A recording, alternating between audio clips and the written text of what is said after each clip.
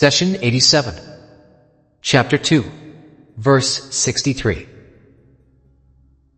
Remember when we took your pledge and made the mountain tower high above you, and said, "Hold fast to what we have given you and bear its contents in mind, so that you may be conscious of God." Chapter 2, Verse 63. This verse informs us about the pledge God took from the children of Israel. It is worth noting that when God addresses the children of Israel in the Quran, He addresses them directly, often in the present tense. Was it the Jewish people of our time, or of the time of Prophet Muhammad, who took this covenant with God? Clearly, it was the people of Moses who did. So why would God address all the followers of Judaism directly? In other words, why does the Quran say, "Remember when you," or "we took your pledge"? This is because God's favors and obligations extend to the Jewish people of all time. It is the duty of every father to convey the message of faith to the next generation. Allah is reminding the Israelites of His favor when He destroyed Pharaoh and saved them from death. If He did not save their forefathers, then they would not have existed today. In fact, every favor blessed upon the people of Moses is a favor upon the Jewish people from that moment on. Here is another example. When Moses asked for water for his people, this is a great favor to all the children of Israel, because if God did not save the people of Moses from thirst, then all the future generations would not have come into existence. Let's apply this concept to the verse under discussion. God took a pledge from the people of Moses in order to protect their faith. If this covenant was not made, then God's teachings would have been lost for all generations to come. The verse continues, "and made the mountain tower high above you." The story begins right after God saved the Israelites from Pharaoh. Prophet Moses went to his Lord's appointment at Mount Sinai to receive the Torah. When he returned, he was shocked and angered to see his people worshipping a golden calf. After the Israelites repented and received God's mercy, they started complaining about the religious duties God prescribed them in the Torah and on the slates. Some wanted to reject God's teachings altogether, while others wanted to pick and choose what to follow. God has the perfect knowledge of His creation. Not only does He prescribe what is best for us, but He also prescribes what is well within our abilities. The Israelites claimed that God had burdened them with what was beyond their ability. Allah explains, "God does not burden any soul with more than it can bear. Each gains whatever good it has done, and suffers its bad." Chapter 2, Verse 286. Some people misinterpret this verse for their own benefit. They think that it is up to them to decide what they can bear and what they are not able to do.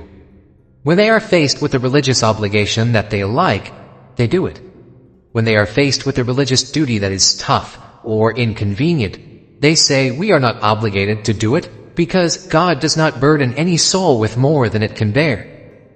In other words, they want to be the judges of which of God's commands applies to them. The truth is exactly the opposite. Allah is the best judge and has absolute knowledge of what you and I are able to do. So when Allah assigns a duty to you, then rest assured that it is well within your ability, because God does not burden any soul with more than it can bear. Do not excuse yourself from God's teachings, arguing that times have changed. In this modern and fast-paced world, you may tell yourself that you are too busy to do so and so. After all, people's lives at the time of Prophet Muhammad were much simpler, and there was plenty of time to do all of the religious duties. Keep in mind that these duties have been assigned by Allah. He is well aware of what all generations from the time of Adam till the day of judgment are capable of doing. Don't you personally know people that fulfill all their religious obligations and do much more? Don't you know people today who are busy, yet find time to pray the obligatory prayers and then add many more? There are those who go to Hajj many times, and those who connect with God a good part of each night. Thus, the obligations God assigned you are all well within your ability and can be easily done if you have the right frame of mind. This brings us back to the verse. When God raised Mount Tur above the heads of the children of Israel, it was out of mercy. How can that be, you may ask? Think about a medical doctor who uses a surgical knife to cut and remove pus from his patient's body. The body cannot be cured without the use of a sharp knife. Similarly, when God wanted to show His mercy and compassion for the Israelites, He compelled them to obey by raising the mountain above their heads, forcing them to accept His teachings as a whole. Here you may ask, doesn't the Quran say, there is no compulsion in religion? True guidance has become distinct from error. And in another verse God says, say, now the truth has come from your Lord. Let those who wish to believe in it do so, and let those who wish to reject it do so. Then how come God coerced the Jews to carry out duties and obligation while these verses clearly say that there shall be no compulsion? We answer that God does not force you into any belief or obligation. He lays out for you the choice between faith, with all its obligations, and all the great rewards in the hereafter, and between disbelief, temporary freedom from obligation, and the grave consequences on Judgment Day. You have the freedom of choice. However, if you choose faith, then you must accept all the obligations that come with it. In other words, if you choose God's path, you cannot say that I want to do such and such, but I do not want to do this or that. Faith comes as one complete package. Similarly, God gave Moses' people the freedom of choice. However, when they chose to worship God, they had to accept all the obligations that came with this choice.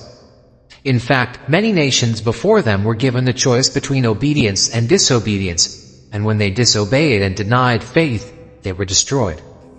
When the Israelites saw the mountain raised above their heads, they fell in prostration, pledged faith, and were saved from destruction. This event is mentioned in other verses of the Noble Book.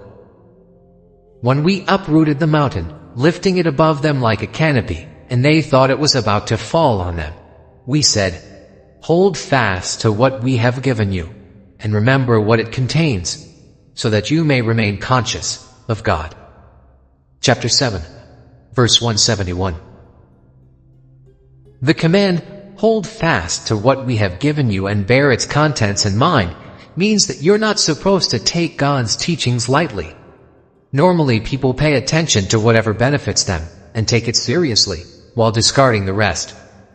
God's teachings are the most valuable and beneficial matters to us in this world and the next.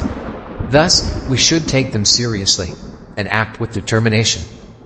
Only when you and I carry all our affairs with God in mind and keep the teaching of the Quran foremost in our minds, that we may reap the great rewards of our Lord.